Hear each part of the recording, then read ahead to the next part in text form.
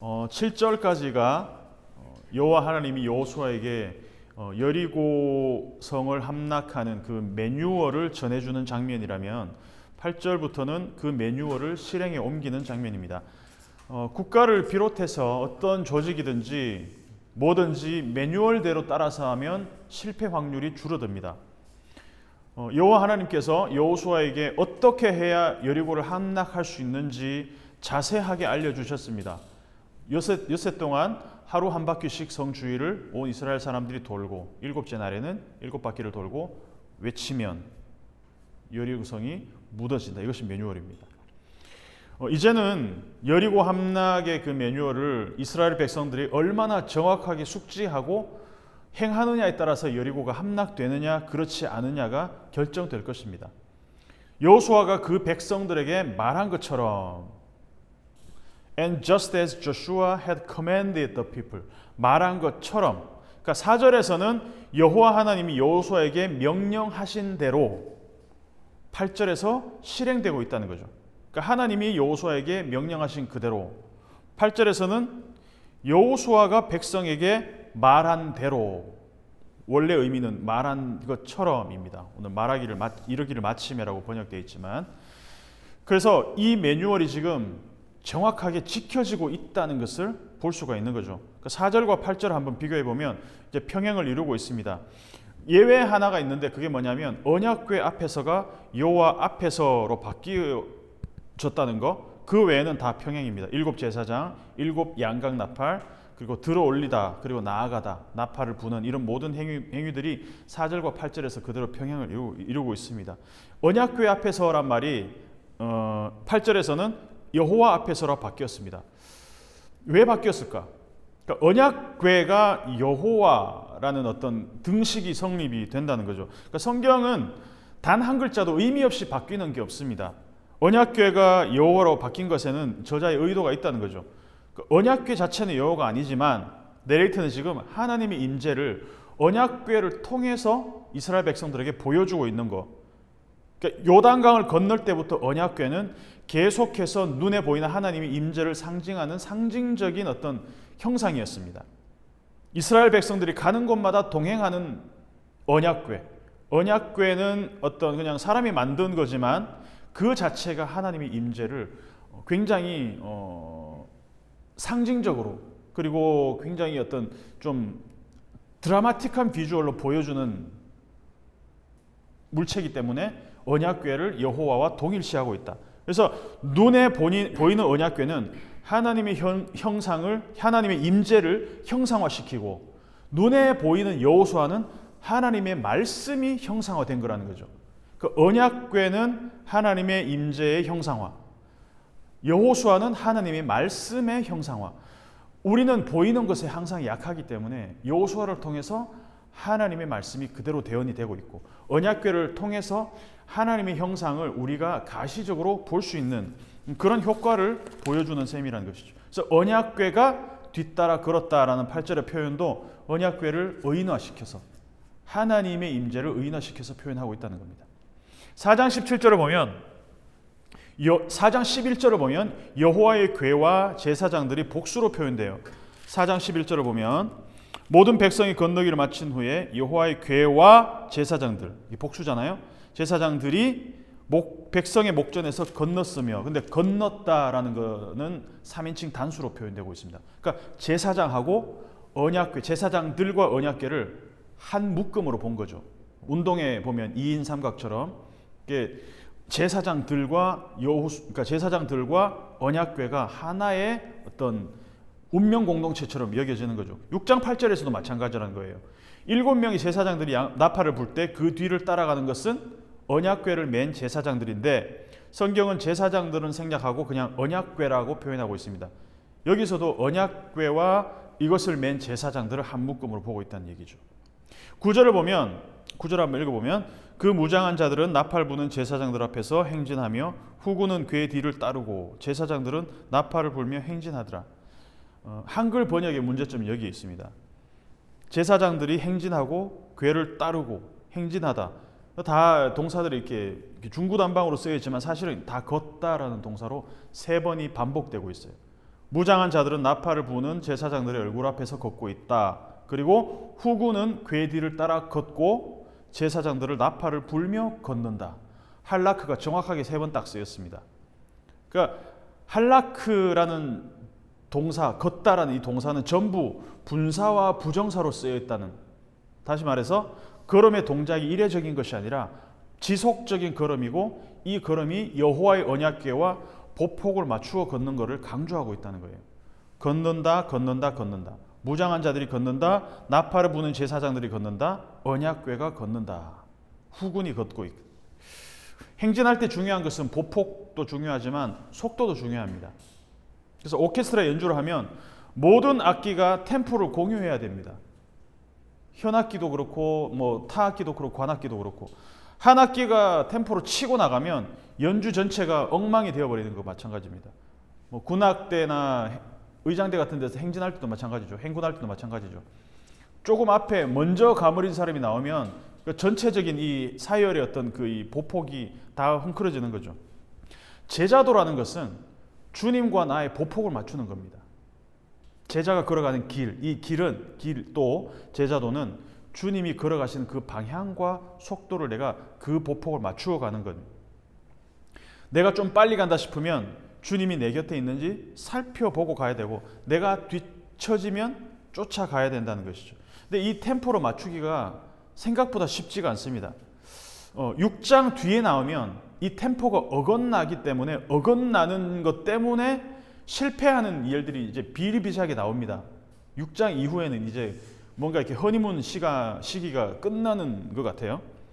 이스라엘 공동체 전체가 이 템포가 달라질 때 위험에 빠지는 장면들이 바로 나오더라는 거예요. 그 중심에 있는 사고방식이 뭐냐 하면 2가지입니다. 하나는 이런다고 이게 될 일이야? 또 하나는 뭐냐 하면 이 정도면 되겠지라는 거예요. 여리고성을 지금 한 바퀴씩 도는 상황, 이것을 명령했잖아요. 이런 생각을 할 수가 있을 것 같아요. 이렇게 돈다고 이게 될 일이야? 이게 무너져?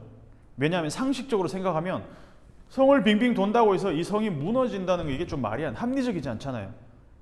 그러니까 과학주의적인 어떤 사고방식이 없던 시절에도 이게 좀 상식적이지 않지 않습니까? 우리 일반적인 생각은 아니잖아요. 이런다고 이게 될 일이야? 또 하나는 뭐냐 하면 이 정도면 되겠지. 뒤에 이제 7장, 8장에 가면 어떤 일이 일어난지 아시겠지만, 아이성을 차지하러 올라갈 때 물론 아간의 범죄도 있었지만 여호수아의 명령과 달리 이제 수적으로 많지 않은 사람들이라서 한 2, 3천 명만 올라가도 되겠지라고 생각해서 올라갔다가 박살이 나는 장면이 나옵니다. 내 경험의 스펙트럼은 생각보다 오류가 크다는 거예요. 이 정도면 되겠지 했는데 아예 박살이 날 때가 있고, 이런다고 이게 될 일이야? 싶은데 그게 될 때가 있다는 거예요. 이 2가지 생각. 이런다고 되겠어? 이 정도면 되겠지. 이 2가지 이 사고의 오류가 수정되지 않으면 절대로 하나님과 보폭을 맞추기 힘들다는 거예요. 성을 한 바퀴 돈다고 무너질 것이라고 믿는다. 이게 상식적으로 좀 납득이 안 갈 수 있습니다. 근데 그럼에도 불구하고 하나님이 명령하셨기 때문에, 하나님이 만든 매뉴얼은 오차가 없고 오류가 없다는 믿음이 있다면 조금 어리석어 보이고 조금 돌아가는 것 같고 조금 무식한 것 같아도 이걸 따르게 돼 있다는 거예요. 말씀하신 대로, 여호수아가 말하는 대로, 하나님이 말씀하신 대로, 그러니까 여기에 그 매뉴얼을 믿고 따르는 어떤 그 신뢰가 필요하다는 거죠. 여호수아 전체에서 그래서 12지파 전체가 조금씩 이 시행착오를 겪고 있어요. 유다지파부터 뭐 단지파 전 12지파가 다 똑같이 이 매뉴얼을 따르면 좋았겠지만, 어떤 지파는 그 매뉴얼대로 했을 때 가나안 땅을 정복하기도 하고, 또 어떤 지파는 자기들이 받은 그 땅에서 쫓겨나서 저 위로 쫓겨나는 경우도 있었고, 뒤에 보면 막 천차만별입니다. 매뉴얼을 따를 때 얻는 것과 따르지 않을 때 잃는 것이 매우 극명하게 나뉘는 결과들을 우리 여호수아에서 볼 수 있습니다. 우리 일상에서도 마찬가지입니다. 단순해 보이지만 그 매뉴얼을 따를 때 우리가 얻게 되는 거 있고, 근데 되게 좀 복잡한 것 같은데도 우리가 그 매뉴얼대로 하지 않으면 아무리 우리 생각에 이게 맞고 합리적인 거라고 생각해도 그것을 따라갔을 때 오히려 실패할 경우가 많다라는 것이죠. 여기서도 또 얼굴 앞에서라는 표현이 9절에서 반복이 되고 있죠. 괴를 따르고 제사장들은 나팔을 불며 행진하더라. 그 무장한 자들은 나팔 부는 제사장들의 얼굴 앞에서. 이게 4절, 6절, 9절에서 이 얼굴 앞에서, 그러니까 7 나팔을 부는 제사장들은 언약궤 앞에서 걷고 무장한 자들은 나팔을 부는 제사장들의 얼굴 앞에서 걷고 있다. 나팔 부는 제사장들과 언약궤와 무장한 자들은 서로의 가시권을 벗어나지 않은 범위 내에서 보폭을 맞추어서 걸어가고 있다라는 것입니다. 언약궤가 함께 걷고 있다는 것. 이 모든 정복 전쟁의 중심에서 하나님이 함께 하신다는 것. 요단을 건널 때부터, 요단을 건너기 이전부터 하나님이 임마누엘로 이스라엘 백성들과 함께 하고 있다는 것을 계속 반복해서 보여주고 있다는 것이죠. 10절을 한번 읽어보겠습니다. 10절을 읽어볼게요. 3번의 부정명령이 나오고 1번의 긍정명령이 나옵니다. 10절, 여호수아가 백성에게 명령하이르되 너희는 외치지 말며 너희 음성을 들리게 하지 말며 너희 입에서 아무 말도 내지 말라. 로라는 부정사가 3번 딱 써 있어요. 그리하다가 내가 너희에게 명령하여 외치라 하는 날에 외칠지어다라. 하지 말라 하지 말라 하지 말라 하라. 3번의 부정, 1번의 긍정. 자, 3번의 부정 명령이 다 지켜진 다음에 외쳐야 됩니다. 이게 매뉴얼입니다. 해야 할 때 하는 것도 중요하지만 하지 말아야 할 때 하지 않는 것도 중요합니다. 외치라는 긍정 명령을 위해서 하지 말아야 되는 3번의 부정 명령, 이거를 숙지해야 돼. 이게 매뉴얼이라는 거예요. 그러니까 하나님의 타이밍을 섬세하게 캐치하는 것이 중요하다는, 그 타이밍이 언제냐? 하나님의 말씀이 임하는 날까지, 즉 이스라엘이 외쳐야 되는 날은 하나님이 정하신다는 거예요. 이게 바로 매뉴얼이라는 것이죠. 하나님의 명령이 부정명령과 긍정명령이 동시에 나오는 장면이 있습니다. 창세기 2장 16절 17절이죠. 반드시 먹어라, 반드시 먹지 말라. 두 개가 한꺼번에 나오죠. 이 명령이 실패한 이유가 뭡니까? 아담과 하와가 먹지 말라는 이 명령에 실패한 이유가 뭐예요? 먹으라는 명령에 실패했기 때문입니다. 이게 아이러니죠. 먹으라는 명령에 충실했다면 먹지 말라는 것도 지킬 수가 있었어요.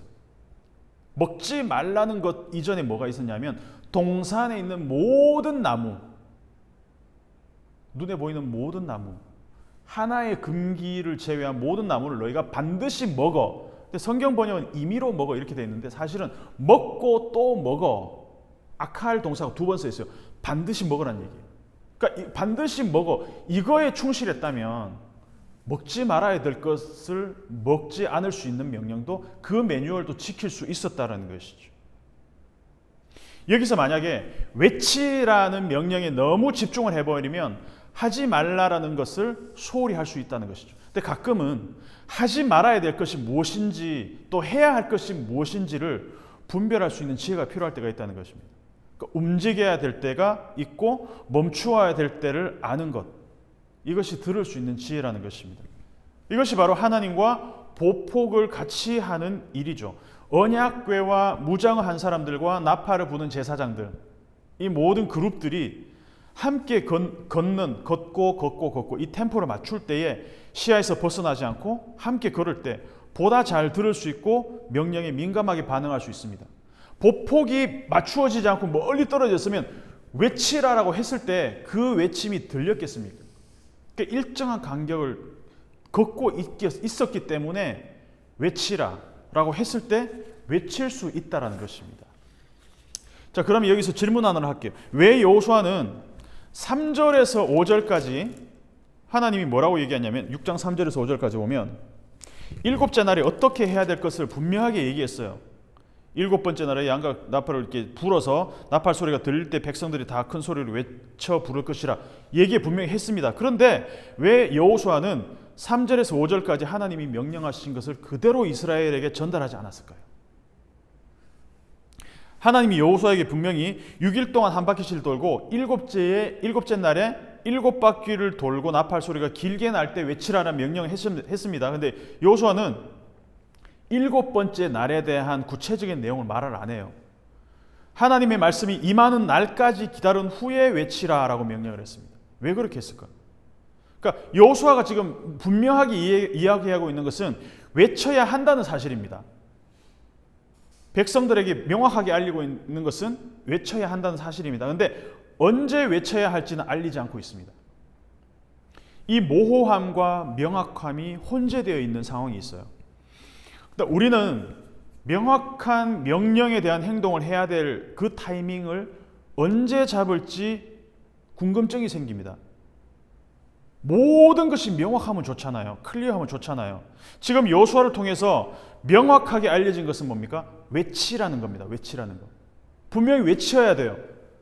하지만 언제 외쳐야 될지 그때는 아직 모호한 상태입니다. 근데 만약에 이스라엘 백성들이 외쳐야 한다는 사실도 모호하게 감춰져 있다면 혼란에 빠질 수 있겠죠.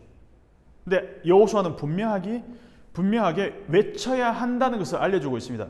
다만 그때는 모호하고 하나님의 명령이 있을 때까지 기다리라. 이것이 효과가 있죠. 언제든지 외칠 준비를 하고 있어야 된다는 긴박성, 이 종말적인 이 긴박성을 유지하고 있어야 된다는 거죠. 만약에 7일째에 외쳐야 한다는 사실을 미리 알았다면 이스라엘 백성들이 어떻게 행동을 했겠습니까? 6일 동안 한 바퀴씩 돌면서 그들의 마음에 상당히 느슨함이 있지 않았을까요? 그러니까 언제 외쳐야 될지 모르기 때문에 계속해서 이 긴장의 끈을 놓지 않고 성을 돌 수 있다는 것이죠. 그러니까 주님의 재림에 관한 계시도 명확성과 모호성이 혼재합니다. 주님은 반드시 다시 오실 것입니다. 내가 반드시 다시 온다라고 말씀하셨어요. 이거는 명확하게 계시된 팩트입니다. 그러나 언제 오실지에 관해서는 감춰져 있습니다. 모호합니다. 그래서 우리는 매일매일이 주님이 오실 것이라는 기대와 긴장감을 갖고 살아가야 된다는 것이죠. 성경에서 그 왜 열처녀의 비유가 잘 보여주지 않습니까? 신랑이 올 거라는 그 사실은 알고 있지만 언제 임할지 모르기 때문에.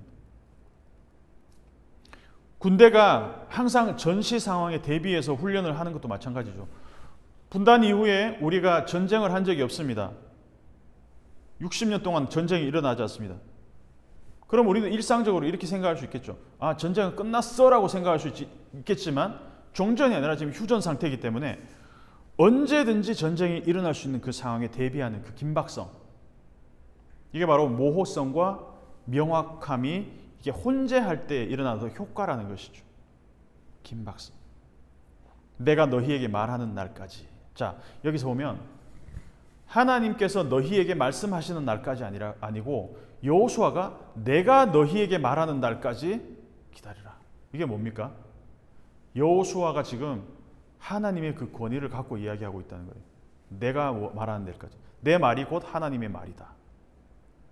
예전에 그 대장금 보면은 이영애 씨가 그런 말 했잖아요. 나에게 정권을 주십시오. 그 장면이 기억이 나는데, 이거는 이게 누군가 나에게 그 정권을 주었을 때 내가 갖게 되는 그 어떤 그 권한. 여호수아의 권위는 스스로 만든 게 아니라, 내가 스스로 만든 권위가 아니라 하나님이 그 정권을 부여하셨기 때문에 내가 너희에게 말할 때까지 기다려라. 내가 하는 말이 곧 하나님이 하시는 말과 동일한 것이다. 3장 7절에서 얘기했잖아요. 하나님께서 내가 오늘부터 시작하여 너를 온 이스라엘의 목전에서 크게 하여 내가 모세와 함께 있었던 것 같이 너와 함께 있는 것을 그들이 알게 하리라. 이때부터 시작해서 하나님이 여호수아의 권위를 크게 하셨고, 여호수아의 입에서 나오는 모든 말이 곧 하나님의 말과 동일한 권위를 갖게 하셨다는 겁니다. 그래서 이제는 그 말씀에 힘입어서 여호수아는 담대하게 얘기할 수 있습니다. 내가 너희에게 말하는 때까지, 내가 너희에게 말하는 날까지. 그래서 이스라엘 백성들이 언제 외쳐야 할지 그 때에 대해서는 하나님이 여호수아에게 일임하셨다는 거죠.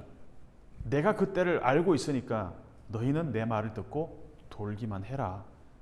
여호수아는 이제 이스라엘 백성 전체에게 보이는 하나님의 역할을 하고 있습니다. 모세의 죽음 이후로 조금 반신반의했던 이스라엘 백성들도 이제는 더 이상 모세와 여호수아를 두고 막 저울질하지 않습니다. 전임자 모세를 생각해서 우리 지금 이번 우리 리더는 왜 모세 이런 생각을 하지 않게 될 정도로 여호수아의 권위를 높여 주셨다는 것이죠. 여리고의 잠 못 이루는 밤이 이제 이어집니다. 첫날에 성을 한 바퀴 돈 다음에 잠자리에 든 여호수아 그리고 백성들이 각각 어떤 생각을 했을까? 11절을 보면 여호와의 괴가 그 성을 한 바퀴 돌게 하고 그들이 진영으로 들어와서 진영에서 자니라. 한 바퀴를 돌았습니다. 그리고 잠을 잡니다. 어떤 생각을 했을까요? 한 바퀴 딱 돌았어. 여호수아는 오늘은 백성들이 잘 따라주어서 그래도 무사히 한 바퀴를 돌았어. 내일은 어떨까? 혹시 사흘째 나흘째 가면서 불평하고 뭔가 이렇게 의의를 제기하는 사람들이 나오지 않을까? 그리고 그 사람들이 백성들을 선동하면 어떡하지? 과거 40년 동안 광야에서 모세를 따라왔던 그 이스라엘 백성들이 툭하면 원망하고 불평하고 시간이 지나면서 계속 막 그렇게 리더십에 찬물을 끼얹었잖아요. 여호수아는 그런 생각을 했을 수도 있을 것 같아요. 밤이 되면 이런저런 생각들이 들게 마련이니까 여호수아도 깊은 잠을 이루지는 못했을 거다라고 추측이 됩니다. 백성들도 잠자리에 그냥 푹 피곤하니까 뭐 잠을 잔 사람도 있었겠지만 여러 가지 생각들을 했을 것 같아요. 질문이 많은 사람들이라면, 저같이 의심이 많은 사람들이라면 우리가 오늘 뭐 한 거지? 성 한 바퀴 돌았어. 내일도 또 한 바퀴. 이게 무슨 짓이지? 이런 의심이 들었을 것 같습니다. 이게 무슨 의미가 있을까? 이런다고 뭐가 될까? 아까 말씀드린 것처럼 이 매뉴얼을 따른다고 이게 뭐가 될 것 같아? 근데 어떤 사람들은 요단강 건널 때 못 봤어? 그냥 시키는 대로 해. 이런 사람들도 있었을 테고 여러 생각을 가진 사람들이 있었을 겁니다. 그리고 저는 한 가지 더 생각해 봤습니다. 이 광경을 성 위에서 지켜보고 있는 여리고 사람들은 어떤 생각을 했을까? 이 밑에서 한 바퀴 성을 돌고 있는 이스라엘 사람들을 보면서 여리고 성 안에 있는 사람들 어떤 생각을 했을까요? 대부분 이런 생각을 하지 않았겠습니까? 쟤네 뭐지? 들어오자마자 막 그냥 공성전을 펼치고 막 성을 공격하고 뭔가 이렇게 할 줄 알았는데, 그래서 성을 굳게 잠그고 있었는데 한 바퀴 그냥 이렇게 관광하듯이 한 바퀴 도네? 이게 다야? 그러면서 약간 좀 비웃기도 했을 테고, 뭐 이렇게 큰 위협이 없을 거라고 생각도 하지 않았겠습니까? 내일은 또 어떤 이상한 퍼포먼스를 할까라는 좀 의심도 들었을 테고, 그래서 각자 다른 생각들로 근심도 있고 뭔가 두려운 마음도 있고 이런 밤을 보냈을 것 같아요. 성 안에 있는 여리고 사람들이나 성 밖에 이스라엘 사람들이나 여호수아나 또 그 성 안에 있는 라합 같은 사람들, 여러 복잡한 생각을 하면서 잠자리에 들었을 것 같습니다. 요단을 건널 때와 마찬가지로 여호수아는 여리고를 한 바퀴 돈 다음에 아침 일찍 일어났습니다. 위기의 시간이나 긴급한 상황에서 리더가 넋을 잃고 있지 않았다는 말입니다. 아침 일찍 일어나. 성경에 보면 아침 일찍 일어나, 특별히 우리가 아브라함 이야기를 할 때 아침에 일찍 일어나, 창세기 22장 같은 경우에도 아침 일찍 일어나서 이삭을 데리고 모리아산으로 올라가죠. 최근에 일어난 이런 뭐 큰 사고, 이태원 참사라든지 이런 일이 일어날 때마다 리더가 넋놓고 있다가 상황이 악화되는 패턴, 참 안타까운 현실인 것 같아요. 근데 오늘 이야기에서는 아침에 일찍 일어나는 모습들, 이전에도 아침에 일찍 일어나는 모습을 볼 수가 있었다는 겁니다. 자, 이 패턴을 한번 보십시오. 창세기 1장의 패턴. 저녁이 되고 아침이 되니 이는 첫째 날이라, 둘째 날이라. 6일 동안 이 패턴이 반복됩니다. 한 바퀴 돌고 밤에 잠을 자고 또 그 다음 날 아침이 되었다. 이 7일간의 창조 활동을 하루씩 카운트하면서 기록하고 있죠. 창세기 1장에서. 그래서 여호수아 6장에서는 이 7일간 여리고성을 도는 장면을 보면서 진영에서 자고 아침에 일찍 일어났다, 이 사실을 알려주면서도 이것이 여리고 정복이라는 어떤 그런 하나의 그냥 단순한 정복 사건만을 얘기하는 것이 아니라 창세기 1장의 창조와도 연관을 시키고 있다는 거예요.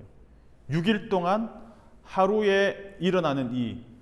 동안 일어나는 이 행동들, 그리고 그 다음 날이 되는 또 둘째 날 이와 같이 여리고 정복은 그냥 단순히 남이 살고 있는 땅에 들어가는 침략 전쟁이 아니라 또 다른 창세기 1장과 창세기 2장, 또 다른 창조의 어떤 퍼포먼스라는 걸 우리에게 의도적으로 보여주고 있다는 거예요. 창세기 1장과 2장에서 모든 창조의 주체가 누구였냐? 하나님이었다는 겁니다. 그렇다면 마찬가지로 여리고와 이 가나안 정복 전체에도 정복 행위의 주체는 언약궤, 이 언약궤의 중심이 하나님이 이 행위의 주체자시다. 우리가 성경 전체를 큰 그림으로 봐야 되는 이유가 여기 있습니다. 여호수아는 창세기의 리뉴얼 버전이라는 것이죠. 여호수아뿐만 아니라 지금까지도 하나님은 이 창조 행위를 계속해서 업데이트하고 리뉴얼하고 계신다는 것입니다.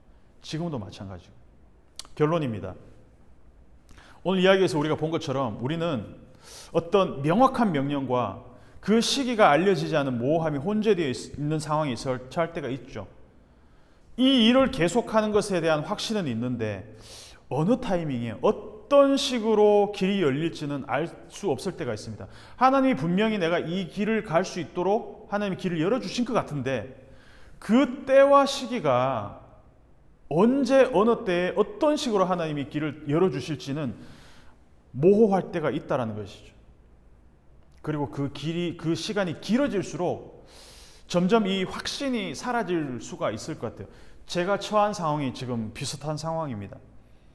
근데 그럴 때 정확한 때를 알려주실 때까지 기다리는, 즉 매뉴얼을 정확히 계속해서 숙지하고 있는 것, 언제 외치라고 해야 될지 그 타이밍 때 놓치지 않을 수 있는 것은 매일매일 그것을 듣고 있는 방법밖에 없다는 거죠. 인내가 필요한 일이고 믿음이 필요한 일입니다. 긴 롱텀으로 호흡을 할 필요가 있다는 것이죠. 긴 우리의 일생 가운데서 하나님이 외치라고 할 때 외칠 수 있는 그 타이밍을 잡기 위해서는 언제든지 준비가 되어 있어야 된다는 것이죠. 준비가 되어 있으면 언제든지 하나님이 이때야라고 할 때 우리는 외칠 수 있는, 그리고 우리가 뭔가 행동할 수 있는 그런 준비를 우리가 항상 할 수가 있다는 것이죠. 그러니까 6일 동안 매일매일 한 바퀴씩 성주위를 도는 것이 우리 일상이라면 일곱째 날에 7바퀴를 돈 후에 외치는 행동은 특별한 이벤트죠. 그래서 우리 6일의 일상이 충실하지 않으면 7번째 날에도 실패할 확률이 높습니다. 매일매일 한 바퀴를 도는 월화수목 금토의 우리의 일상이 주중에서의 어떤 이 행동이, 우리의 걸음걸이가, 할라크가 충실하지 않다면 제7일이 완전한 안식이 될 수 없다라는 것이죠. 여호수아가 가나안 땅에 들어가는 것을 성경에서 뭐라고 표현하냐면 안식에 들어갔다라고 표현한다는 겁니다. 뭡니까? 창세기 1장에서 6일 동안 창조하시고 제7일째 안식, 이게 창조 행위와 동일하다는 이야기를 계속해서 하고 있는 거예요. 제7일에 완전한 안식, 완성이 되기 위해서는, 여리고가 무너지는 그 완성을 보기 위해서는 6일간의 도름, 이 도는 사람들, 도른 자들, 6일 동안 도는 사람들의 이 행위가 꾸준하게 루즈해지지 않고 계속해서 민감하게 우리 귀를 열고 도는 이 일상의 패턴이 있을 때 제7일째의 완성이 있다는 것, 그것이 우리 일상 가운데서도 적용되는 그러한 이 여호수아 6장의 말씀이 되었으면 좋겠습니다. 함께 기도하도록 하겠습니다. 말씀을 기억하면서 하나님 우리에게 일상의 6일을 주셨고 제7일을 허락하시는데, 제7일이 완성되기 위해서는, 여리고가 함락되기 위해서는, 그 일이 이루어지기 위해서는 6일 동안에 매일매일 한 바퀴씩 도는 그것에 우리가 실패하지 않고 성공해야 된다는 겁니다. 그래서 그 때가 언제 임할지는 알지 못하지만 하나님이 제7일, 그러니까 완성하고 안식하는 그 순간까지 우리가 계속해서 일상의 들음에 성공할 수 있도록, 우리 가운데서 그런 일상의 들음이 성공할 수 있도록 함께 기도하며 나가도록 하겠습니다.